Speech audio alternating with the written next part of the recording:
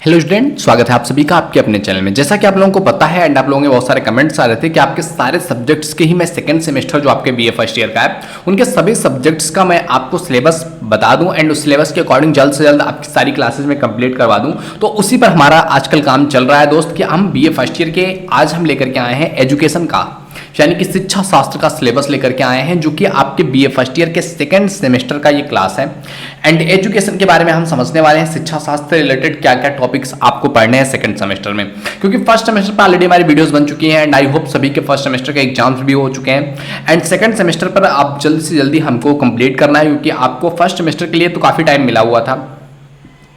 कुछ टाइम आपका लिया गया, कुछ ज़्यादा टाइम भी लिया गया कोविड की वजह से या फिर अलग अलग तरीके से, लेकिन सेकंड सेमेस्टर आपका बहुत जल्द होने वाला है। तो इसकी तैयारी के लिए आपके पास बहुत ज़्यादा टाइम नहीं है, तो आप लोग चैनल के साथ जुड़े रहिए, चैनल को सब्सक्राइब करके बेल आइकन हिट कर दीजिए ताकि आपको आने वाली लगातार वीडियोज़ का नोटिफिकेशन मिलता रहे और आपकी इससे काफ़ी हेल्प हो सकती है। ओके मेरे दोस्त, तो चलिए टाइम ना वेस्ट करते हुए स्टार्ट करते हैं आज का हमारा सिलेबस। तो हम आज देख सकते हैं आपके पास ये बीए फर्स्ट ईयर के शिक्षा शास्त्र के सेकंड सेमेस्टर का आज हम सिलेबस डिस्कस करने वाले हैं।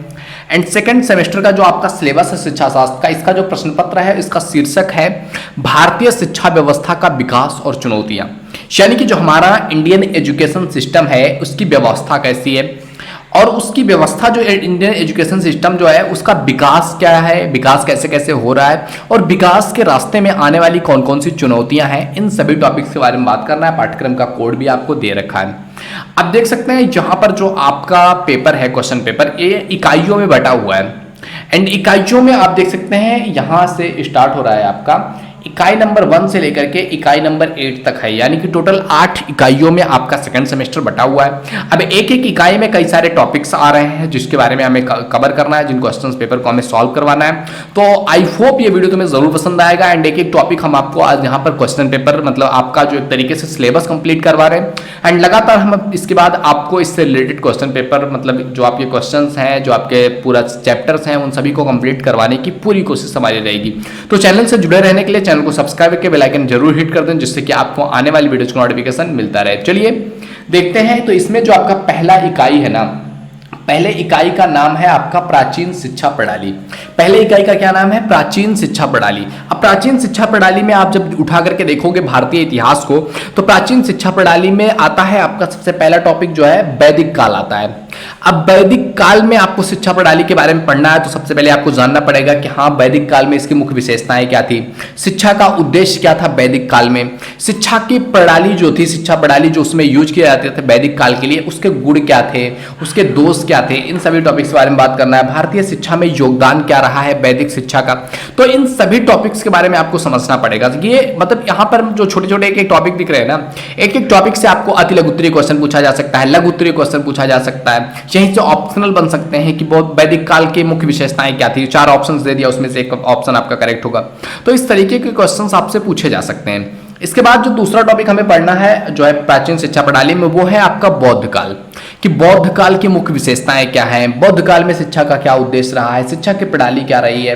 उसमें गुण और दोष क्या रहे हैं, आधुनिकता जो है भारतीय शिक्षा में क्या योगदान रहा है बौद्ध काल के शिक्षा का। तो इन सभी टॉपिक के बारे में आपको पढ़ना है। एजुकेशन का विकास कैसे हुआ, तो सबसे पहले प्राचीन समय में ही विकास हुआ होगा, तो प्राचीन शिक्षा प्रणाली के बारे में समझना है। एंड इसके बाद आता है आपका जो सेकेंड यूनिट, वो सेकेंड यूनिट है आपका मध्ययुगीन काल में शिक्षा, यानी कि जो मध्य युग का पीरियड था, मध्यकालीन पीरियड था, उस समय एजुकेशन क्या था, उस समय एजुकेशन की क्या विशेषताएं थी, मध्यकाल के टाइम पीरियड पे शिक्षा का क्या उद्देश्य था, मध्य टाइम के जो टाइम पीरियड में शिक्षा की प्रणाली थी उसमें गुण और दोष क्या थे, इन टॉपिक्स के बारे में आपको पढ़ना है सेकेंड जो आपका यूनिट है उसमें। इसके बाद आ जाता है आपका थर्ड यूनिट। थर्ड यूनिट में आपको पढ़ना है औपनिवेश काल में शिक्षा। औपनिवेश काल यानी कि एक तरीके से कह सकते हैं मॉडर्न एज, जो मॉडर्न टाइम पीरियड आ रहा है ब्रिटिशों के बाद में, तो उसको कहा जाता है, ब्रिटिशों के टाइम पीरियड से ही, तो उसको कहते हैं औपनिवेशिक काल, जहां पर औपनिवेश स्टार्ट हो चुके थे, पूरी दुनिया में जो है उद्योगों का स्टार्ट हो चुका था। उस टाइम पीरियड में शिक्षा का क्या था,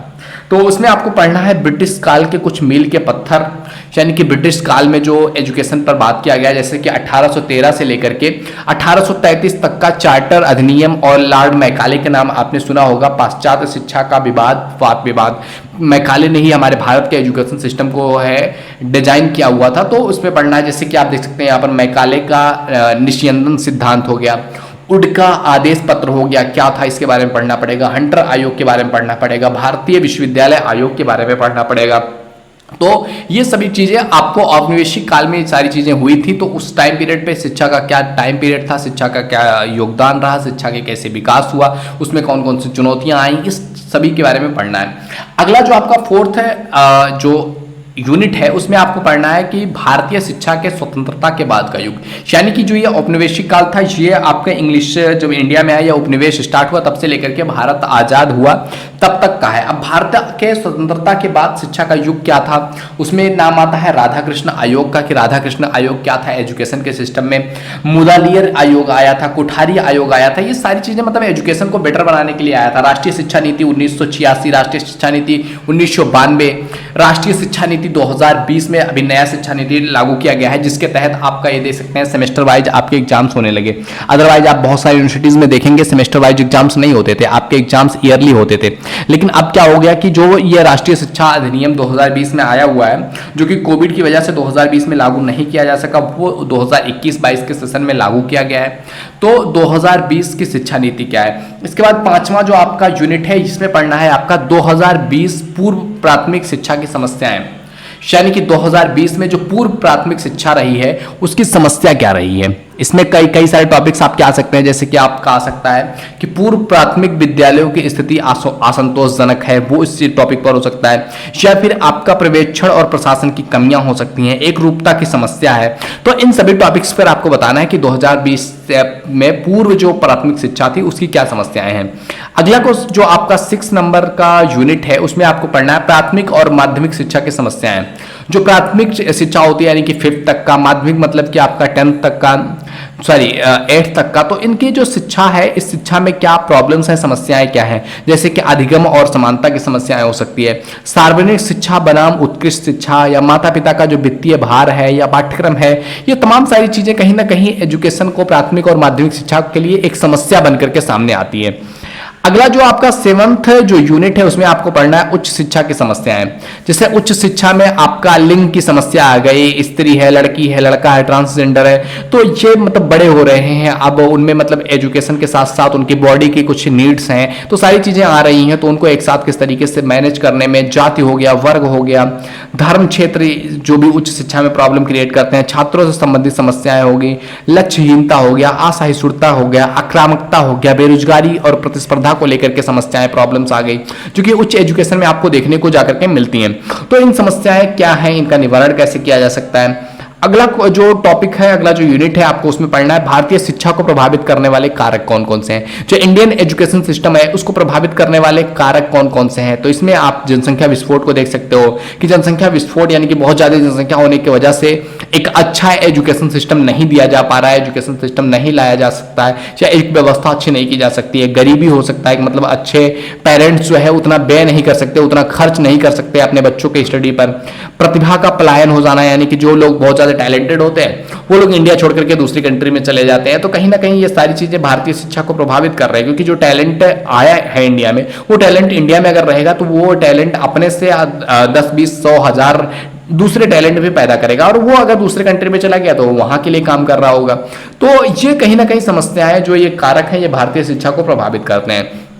तो इस तरीके से आपका जो बीए फर्स्ट ईयर के एजुकेशन का शिक्षा शास्त्र का 2nd सेमेस्टर है, उसके जो ये सारे टॉपिक्स हैं, ये सारा कुछ आपका सिलेबस है, जिसके अकॉर्डिंग आपको चीजें पढ़नी है, समझनी है। तो आई होप ये वीडियो तुम्हें पसंद आया होगा। वीडियो पसंद आया तो लाइक जरूर कीजिए। पहली बार चैनल पे आए please visit the channel. If you think it is variable तो आप सब्सक्राइब भी कर सकते हैं, अपने दोस्तों में शेयर करो ताकि उनकी भी हेल्प हो सके। All the best for your exams आपके जल्द ही आने वाले हैं, क्योंकि 2nd सेमेस्टर के लिए आपको ज्यादा टाइम नहीं दिया जाएगा, तो जल्दी आपके एग्जाम्स आने वाले हैं। पता नहीं आप ये वीडियो अभी देख रहे हैं या एग्जाम्स के टाइम पीरियड में देख रहे हैं, तो all the best for your exams. आप कभी भी देख रहे हैं, एग्जाम्स तो आपको देने ही है, तो all the best for your exams आपका बेहतर जाए, अच्छा जाए। अगर आप अच्छे तरीके से पढ़ाई करना चाहते हैं, अच्छे तरीके से एक टॉपिक को समझना चाहते हैं, तो चैनल को सब्सक्राइब करके बेल आइकन हिट कर लो, जिससे कि आपको इसके बाद आने वाली लगातार वीडियोस का नोटिफिकेशन मिलता रहे एंड आप चीजों को अच्छे तरीके से समझ सको और अपनी पढ़ाई को और भी इफेक्टिव बना सको। ओके मेरे दोस्त, तो मिलते हैं आपसे अगले वीडियो में, तब तक के लिए जय हिंद, जय Bharat, thank you, bye bye.